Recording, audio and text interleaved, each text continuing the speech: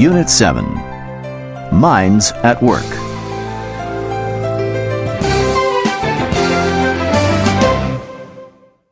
Page 75. Exercise C. Sound bites. Read and listen to a conversation about someone who turned his life around. Do you remember Johnny Nolan? I think so. Wasn't he the kid who was always failing in class and getting into trouble? That's the one. Well, he's apparently turned his life around.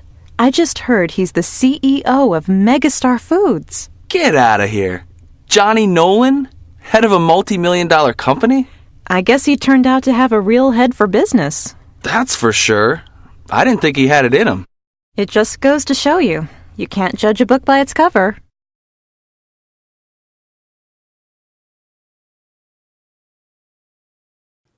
Page. Exercise A. Conversation snapshot. Read and listen. Notice the conversation strategies. I wish I had a head for figures. I can't even balance my own checkbook. Well, you can't be good at everything. I guess that's true. If you ask me, I'd say you've got a real knack for languages. Do you think so? Thanks.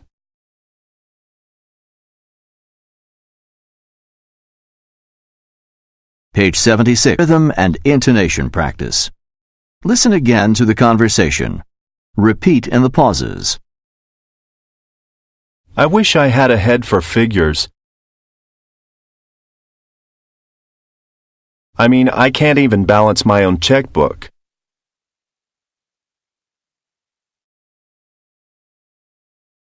Well, you can't be good at everything.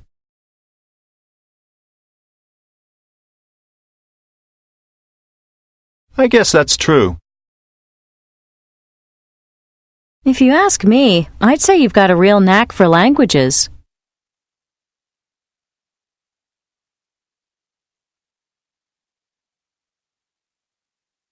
Do you think so? Thanks.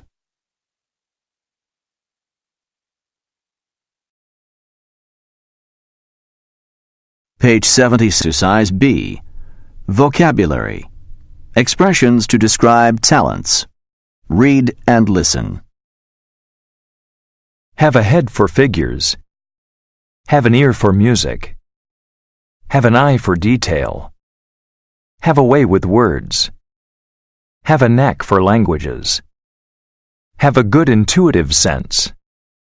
Have a way with people. Be good with one's hands. Be mechanically inclined. Now listen again and repeat in the pauses. Have a head for figures.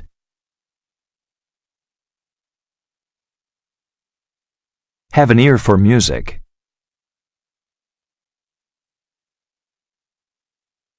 Have an eye for detail.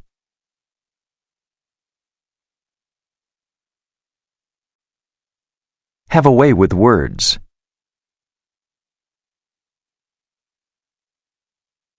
Have a knack for languages.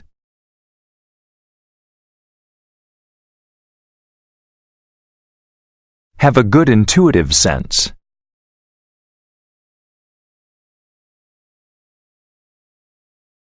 Have a way with people.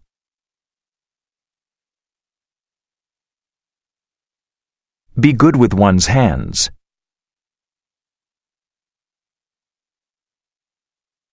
Be mechanically inclined.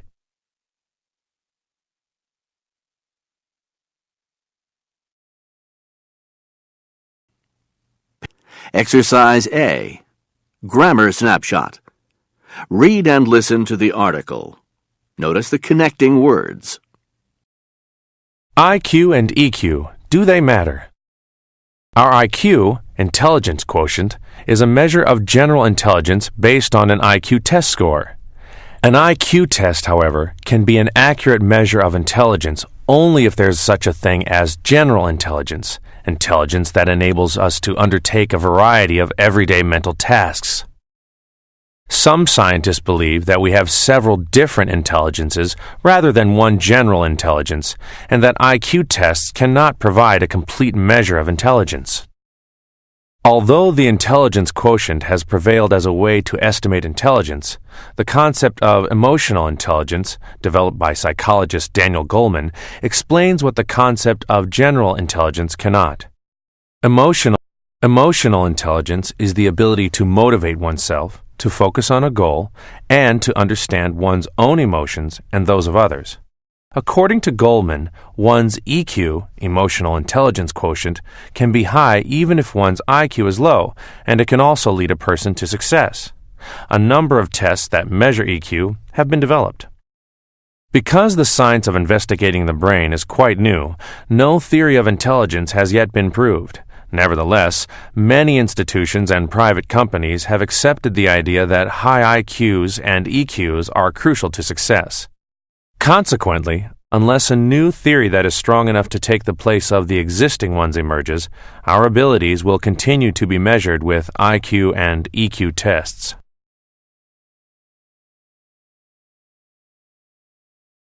Page 80, B. Reading. Read and listen to the article.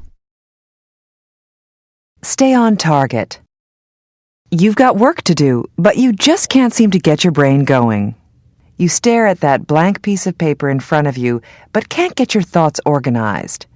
Your mind wanders to the argument you had with your spouse, the leftovers that are in the refrigerator. Then, just as your ideas finally start to come together, the phone rings, and you're back to square one. Sound familiar? The ability to devote all of one's attention to a single task is the key to achievement in any occupation. On the other hand, being unable to concentrate can keep you from producing your best work. The following tips can help you to stay focused. Stay organized. Let's face it, it's not easy to keep focused if your desk looks like it just got hit by a tornado. It pays to spend a few moments a day cleaning up your workspace and reducing the time you normally spend searching for mislaid files or your favorite pen. Develop a routine. Studies show that following a systematic pattern of behavior can make it easier to devote your undivided attention to a task. For example, if you have trouble preparing for exams, try establishing a study ritual. Start and finish at the same time each day. Work at the same desk or favorite chair. If music helps you focus, choose a piece of music and play it during every study session. Make a list. Each morning, write down all the tasks you need to accomplish that day and cross off each item as you complete it. This visual reminder will not only keep you focused on your goals, but will also give you a sense of progress and achievement. Challenge yourself. When faced with a boring, routine task that seems to drag on forever, it's easy to lose concentration and make careless mistakes. According to Mihai Csikszentmihalyi, author of Flow, The Psychology of Optimal Experience, one of the best ways to engage your attention on a dull task is to make it harder. For example, turn the task into a game by giving yourself a time limit. The increased challenge stimulates blood flow and activity in the brain, making it easier for you to focus on the job at hand. Reserve some do not disturb time. If interruptions from family, friends, or coworkers prevent you from getting your work done, set aside a certain period of your schedule each day when you are unavailable. Let others know that they shouldn't disturb you during this time. Close the door to your office or find an area where you can work without being interrupted, such as a library or conference room. Go offline. While the Internet is an invaluable tool for getting and sharing information, it can be a real concentration killer. If all those quick trips to the net to just check the news are interfering with your productivity, make it a point to stay offline while you're working. And if you find your focus constantly broken by incoming email and instant messages, resist the urge to read and reply to them as they arrive. Instead, set aside certain times of the day for reading and replying to them and keep working. Take a breather. Taking short breaks can help you to clear your mind and refocus on the next job. stand up for a moment and take a short walk in the hallway, or just close your eyes, relax your muscles, and breathe deeply. The next time you have an important project that requires your full concentration, see if any of these strategies can make a difference for you.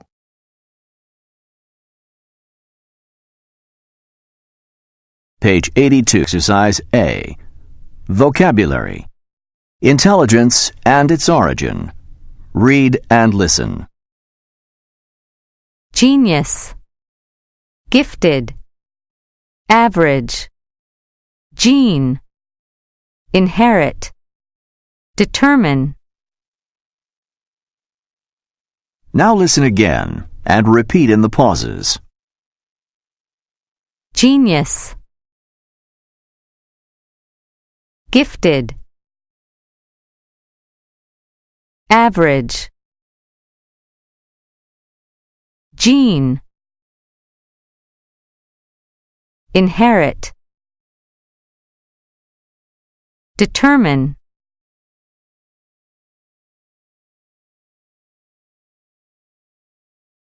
Page 80. Exercise C. Listening. Identify the main idea. Listen to part 1 of a lecture on human intelligence. Which of these statements best represents the speaker's main point in the lecture? Part 1. As you know, the theory of multiple intelligences provides one way of looking at human intelligence. Well, the concept of genius provides yet another way of approaching this topic. As you can probably imagine, this too is a controversial topic, and there are different theories supporting opposing views. So, what is genius? There's a lot of disagreement on this. To a lot of people, a genius is simply a person with a high IQ. Average people have an IQ that can range from 85 to 115, but a genius is a person with a score over 145. For example, Albert Einstein, who I'm sure you're all familiar with, is estimated to have had an IQ of 160. But many people disagree with this definition of genius. For them, genius is not related to IQ. At the beginning of the 20th century, American psychologist Louis Terman selected 1,500 gifted children with IQ scores of 140 or more, who were then followed through middle age by a group of psychologists. None of these people actually stood out. None went on to become great inventors or brilliant thinkers. To the psychologists who studied them, this is proof that a person may have a high IQ and still not be a genius.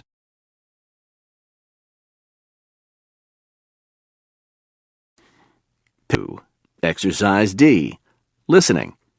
Identify supporting details. Now listen to part 2 of the lecture. With a partner, write the 2 theories the speaker presents about the origins of genius. Part 2. Now let's move on to another area of controversy concerning this topic. Is genius determined by the environment, or is it passed to us by our parents through genes? To some scientists, intelligence is determined by the environment, that is, the education we get, the books we read, or the food we eat. Identical twins have the same genes, but do they also have the same abilities? Well, they often don't. And why is this? Well, some scientists believe that twins have different talents because they are exposed to different environments. What supports this view even further is the fact that if genius were inherited, every genius in history should have had gifted ancestors. His or her parents, grandparents, great-grandparents, they would all have been geniuses too, and this, we all know, is far from true. Now, what do supporters of the opposite theory say? Of course, that genius is not determined by the environment, but inherited from our parents. There are families of geniuses, for example, the Bachs, who were all excellent musicians. Supporters of this theory would argue that such families exist precisely because talent is passed through genes.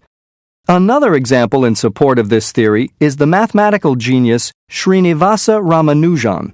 He was raised in a poor hut and had almost no mathematical education.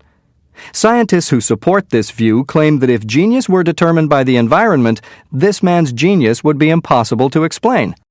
Now, scientists have proposed other explanations of genius, but these are the two main theories, greatly simplified, of course. Now listen again, and use the vocabulary to write 2 examples of arguments he mentions to support each theory. Part 2. Now let's move on to another area of controversy concerning this topic. Is genius determined by the environment, or is it passed to us by our parents through genes? To some scientists, intelligence is determined by the environment, that is, the education we get, the books we read, or the food we eat. Identical twins have the same genes, but do they also have the same abilities? Well, they often don't. And why is this? Well, some scientists believe that twins have different talents because they are exposed to different environments. What supports this view even further is the fact that if genius were inherited, every genius in history should have had gifted ancestors. His or her parents, grandparents, great-grandparents, they would all have been geniuses too, and this, we all know, is far from true. Now, what do supporters of the opposite theory say? Of course, that genius is not determined by the environment, but inherited from our parents. There are families of geniuses, for example, the Bachs, who were all excellent musicians. Supporters of this theory would argue that such families exist precisely because talent is passed through genes. Another example in support of this theory is the mathematical genius Srinivasan Ramanujan. He was raised in a poor hut and had almost no mathematical education. Scientists who support this view claim that if genius were determined by the environment, this man's genius would be impossible to explain. Now, scientists have proposed other explanations of genius, but these are the 2 main theories, greatly simplified, of course.